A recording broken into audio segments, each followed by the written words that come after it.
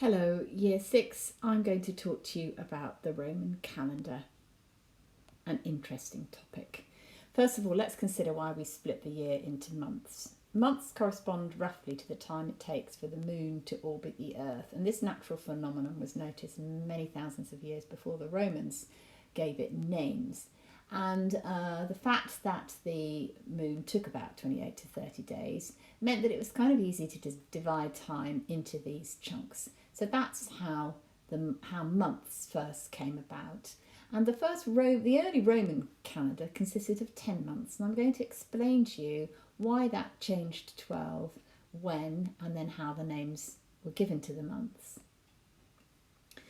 There are three main changes in the calendar that I'd like to put to you. The first one happened in about 700 BC when King Pompilius of Rome added 2 months to the 10-month calendar, and he added them at the beginning, and I'll explain why in a minute. In 45 BC, Julius Caesar regulated the calendar to 365 days, and this was called the Julian calendar. And then finally, in 1582, Pope Gregory sorted it all out, adding in the idea of leap years, and this is called the Gregorian calendar, and it's the one that we in Europe, in most of the world, follow today.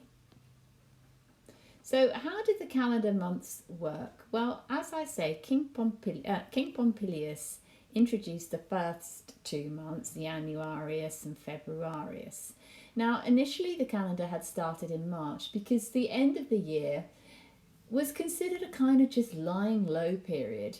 The winter would have been hard, without electricity, it would have been dark, cold, and these months were really a fallow time and didn't really have a name until King Pompilius felt that they should actually be recognised, and he gave them these 2 names, Januarius and Februarius. And Januarius is named after the god of gates and doorways, who's called Janus or Janus.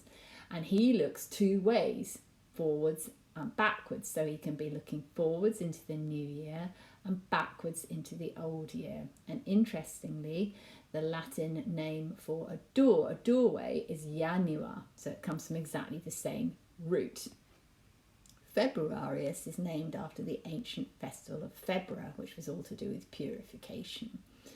You start to open your house and open yourself ready for the new year. You need to purify yourself, and this is the month when you would chuck out all the dirty old stuff which had been clagging away over winter and open yourself ready for the new year. March, the first month when really it was okay to get out and about, meant the beginning of war. War could start again. I love this photograph of Roman soldiers marching in a street with a traffic light in the background. But you can imagine all over the empire, Roman soldiers would be woken up from almost their hibernation in their fusty old tents and made to shake themselves out and get ready to start and spread the Roman conquering of the world across the empire. So Mars, the month of Mars, god of war. Aprilis is linked to April, to the Latin word aperire, to open. So you can imagine imagine in April the boughs and the leaves start to open on trees, the ends of the branches pinpointed with little buds coming open, and as fruit and flower starts to blossom, then you can sow your seeds as well for your vegetables, corn for your summer harvest. Aprilis also links to Aphrodite, so it's the year when the sap starts to rise in the body as well, and you begin to feel ready for love. Maya is linked to to Maya, who is goddess of the spring, and here's some spring vegetables. And June, is linked to the goddess Juno, sister and also wife of Jupiter, the king of the gods. So she's queen of the gods, Juno, and she's goddess of marriage, women and maternity. Julius is the month that Julius Caesar renamed when he regulated the calendar. So this was previously called Quintilis, the 5th month, but he renamed the month when he sorted out the calendar to 365 days. He called it this month because this was the month of his birth.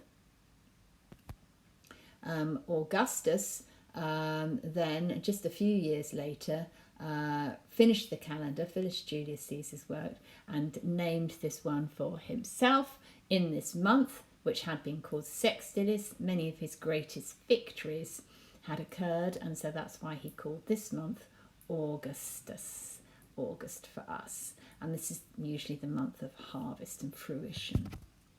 September, October, November and December were the 7th, 8th and 9th month, 10th month. Obviously, they've all moved back to when January and February were popped in at the beginning. I really like this calendar. I don't know why it's called a ladies' calendar. Why would a ladies' calendar be different from a men's calendar? But it amuses me. Other emperors did try renaming months, but they never did stick. And so the Roman names have come down to us with very little change. You might be wondering, what about the days of the week? Where do they come from? Well, the Romans didn't really have a week as we do. Instead, they had an 8-day cycle, with the 8th day being market day. And the days of the week were named after planets. So Monday was called after the moon, Dies Lunae. Tuesday after Mars, the planet Mars. Wednesday, Mercury. Thursday, Jupiter, whose name was also Jove. Friday, Venus. And Saturday, Saturn. Whereas Sunday was named after the sun, Sol, and Dies Solis, the day of the sun, and sometimes also Domenica. Now, not many of these sound particularly like our British weekday names. They do sound quite like the French ones, which I've written down here on the right hand side. Wednesday in French, mercredi, is much more like Mercury than Wednesday is like Mercury. There is a reason for this, and I'm going to put a link to a little video which will explain that. And that's because in English these names many of them don't come from the Latin root. They come from other conquerors of our land and linked to gods in other cultures. So I'll explain all that, but it's not quite Roman, so I haven't done it for today. As far as dates go, dates are super complicated in the Roman calendar, which incidentally, the first day of the month was called the calends, and it was the day on which you had to pay your debts, and they were all written down in a calendaria, and that's where we get the word calendar from. But Romans had a name for the first day of the month, calends, and then they had one for the 5th or 7th day of the month, the nones, and one for 8 days after that, the ides. So instead of being something happening, for example, on the 4th day of the month, it would be calends +4 or nones -3. So quite complicated to explain. You can look it up. Meanwhile, that's all from me for now about the months in the Roman calendar. I hope you've learned something new.